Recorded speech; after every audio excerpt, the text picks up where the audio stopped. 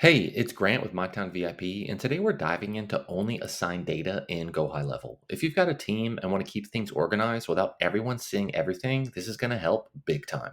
So let's jump into it. What is only assigned data? It's a permission setting that restricts a user's access to only the specific data that they have been assigned. We can activate this by going into Settings, My Staff, and clicking on a user. Check out the roles and permissions and ensure that restrict data visibility to only assigned data is turned on. This will typically apply to contacts, opportunities, and pipelines, as well as the manual call and power dialer actions. You can edit and customize some of these permissions further.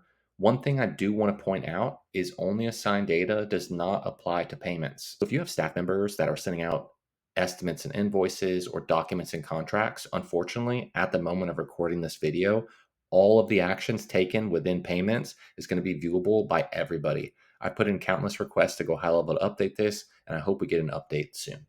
To assign specific contacts to your users, you can go ahead and manually click and do it the old school way and go one by one, which is manageable for 10 to 15 contacts. But there is a super simple way to set up a very easy two-step automation. We're going to go over to create workflow and start from scratch.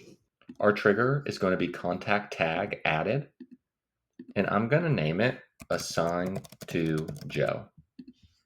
Save that, and our action is going to be assigned to user, or we're going to select our employee. Publish and save. Contact tag added, assigned to user. We're going to head over to contacts and select our list of contact records, and we're going to go ahead and add that tag.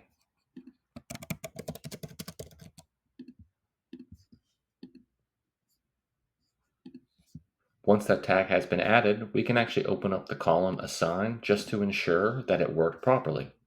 Now we see that all of these contact records have been only assigned to Joe. Now let's go ahead and take a look about how an opportunity card will appear when it is assigned to a specific user in the pipelines. Here we can see that when this opportunity card is created, the assigned to a specific employee is appearing. But what if we have a pipeline that's loaded up with opportunity cards that the opportunity cards were actually created before we assigned those contacts to a specific user? Now it's manageable. If you have 5 opportunities here, you can easily click in and go ahead and assign that user. But if we have hundreds, thousands of different opportunity cards created in here, it's going to take a very long time to bulk update all of those. What we can do, and this is a trick that I learned that has helped save a ton of time, is we can actually go in to the contacts and filter out that specific pipeline stage. We can highlight all of those records in the stage and use the button pipeline change.